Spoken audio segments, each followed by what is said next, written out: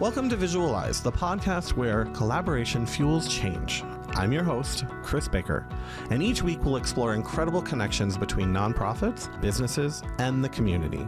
This is a space where we highlight inspiring partnerships, uncover strategies for creating meaningful impact, and share stories that show how working together can make all the difference. Whether you're a nonprofit leader, a business owner, or someone just passionate about building connections, this podcast is for you. Welcome back to Visual Eyes. Today I have Dustin Forman from WestCare Foundation's The Village South. Dustin, can you please tell us a little bit about your journey of becoming the director of community engagement? Absolutely. First off, thank you for having me. My pleasure. It's a real honor to be here. My journey here was probably not the conventional route. I actually started working in athletics at a university. So I was actually the director of tennis for 5 years at a small university called Millikin University in central Illinois in the city of Decatur. How big is that?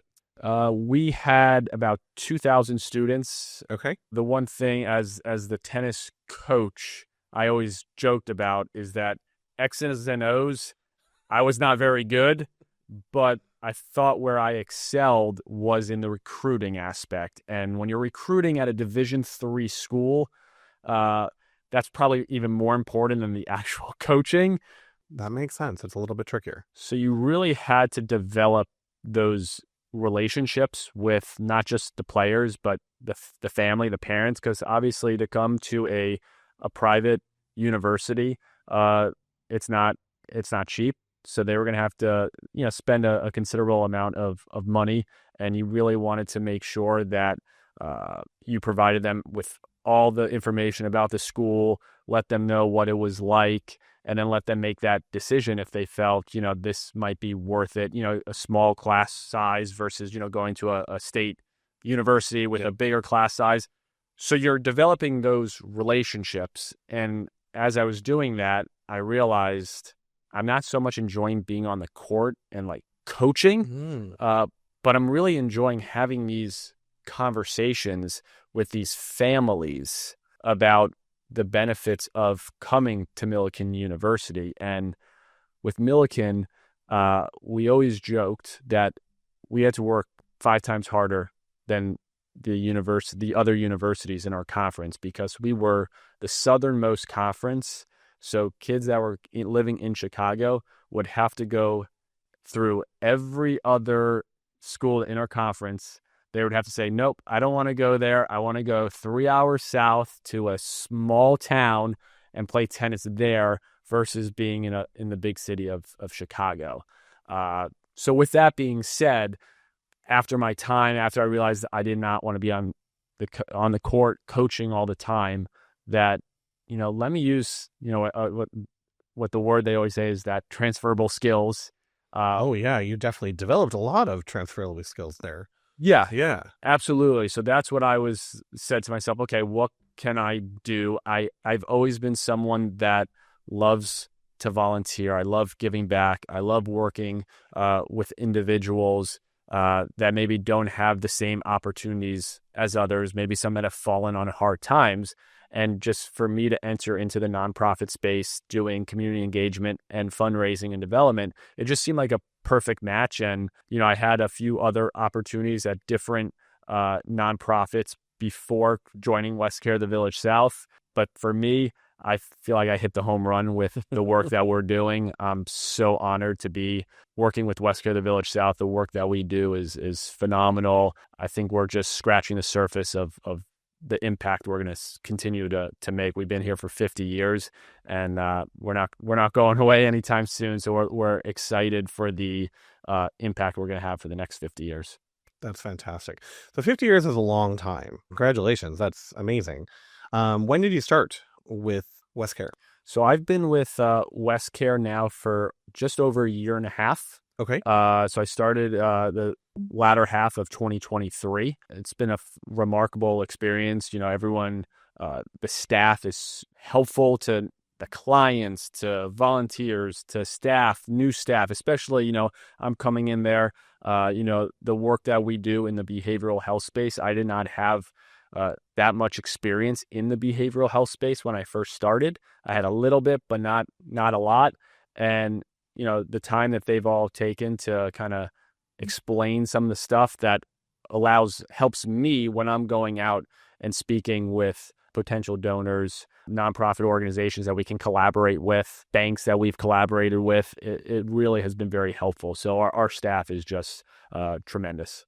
So you mentioned a little bit about the programs, but can you talk a little bit about more of the services and programs that you guys offer through WestCare? In behavioral health space, so we work with individuals with substance use and mental health challenges. Okay. We provide, I always kind of give you an overall idea.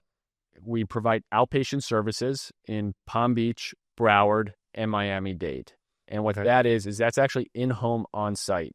So we're going to the homes of the individuals, or if the individual or client feels more comfortable meeting at a Starbucks or a McDonald's or somewhere else, a park, we can do that. We also offer inpatient residential services at our facility in Broward County.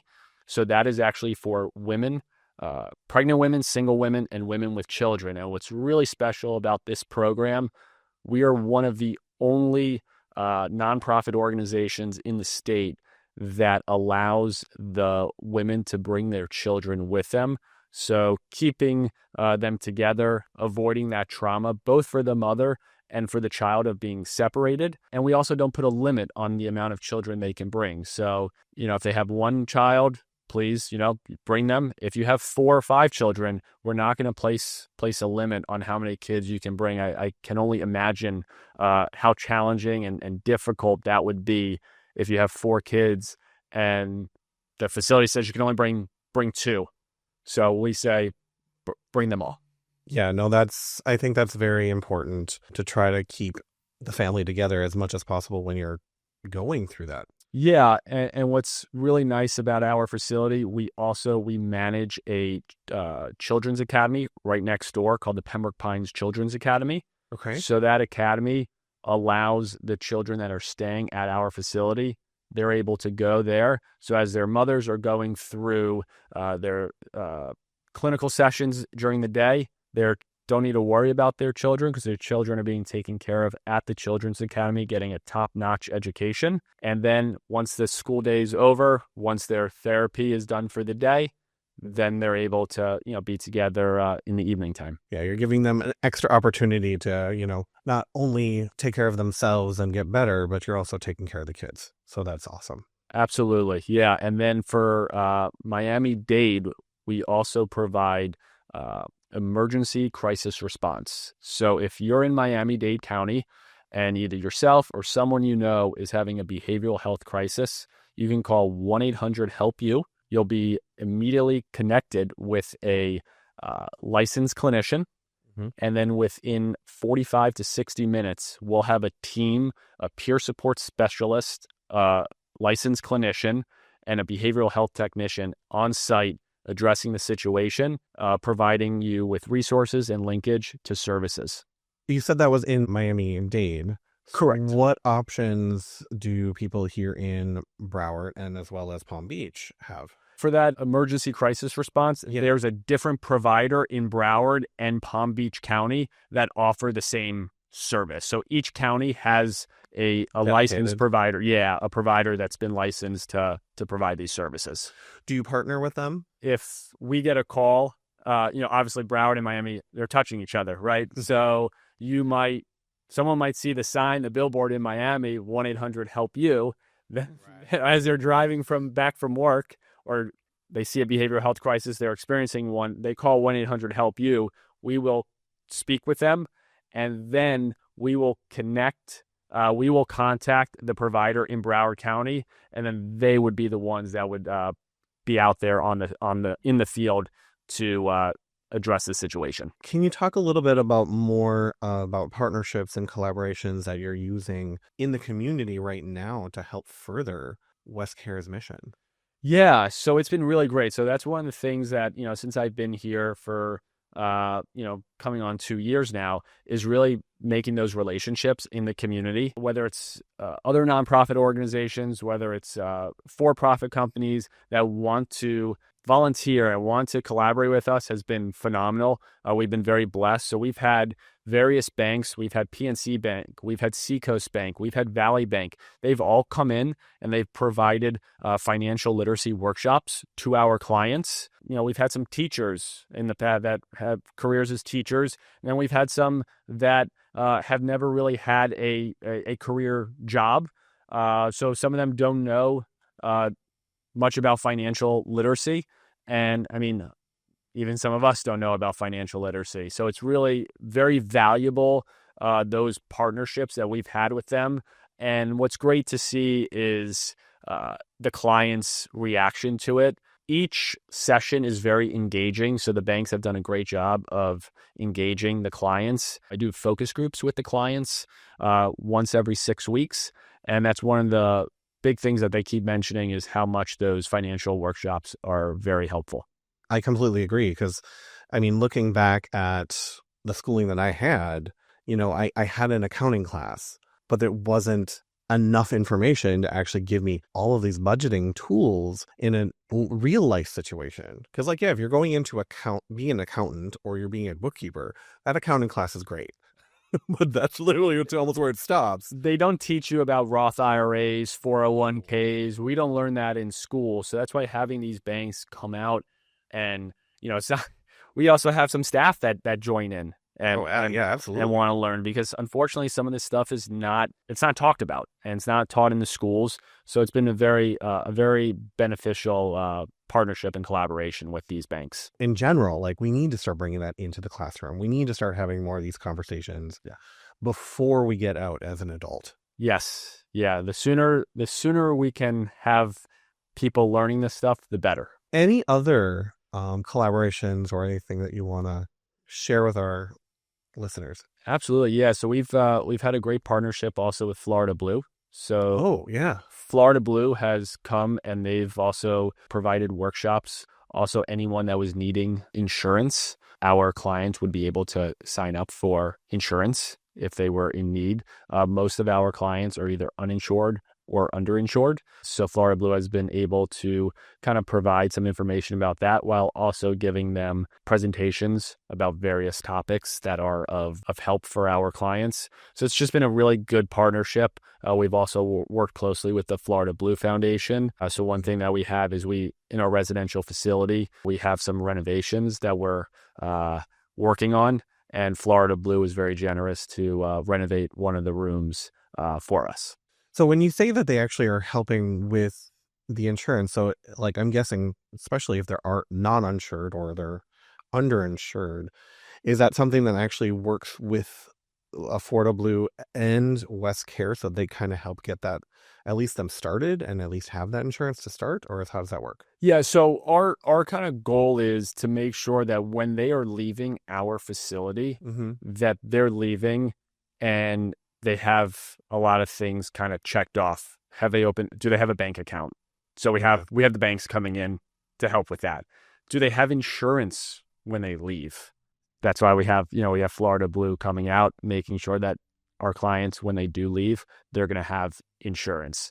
So we have at our facility, at the residential facility, you're going to have two different levels of care.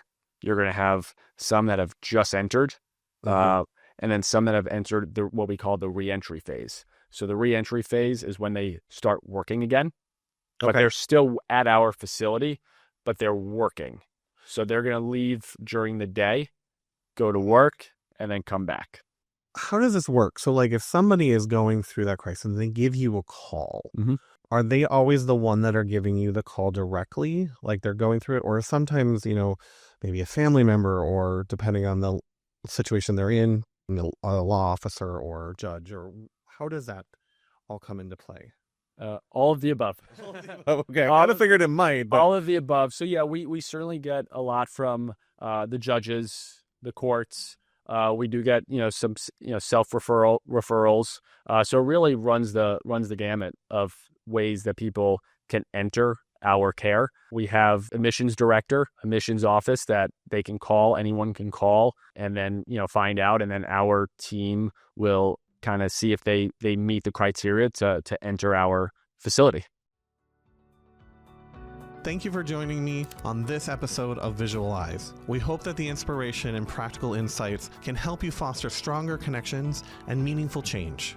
Don't forget to subscribe, share the episode, and leave us a review. To learn more about Visuals by Momo and how we support collaboration and storytelling, visit visualsbymomo.com. A huge thank you to everyone out there listening. Until next time, remember, collaboration fuels change, and your connections can inspire the world.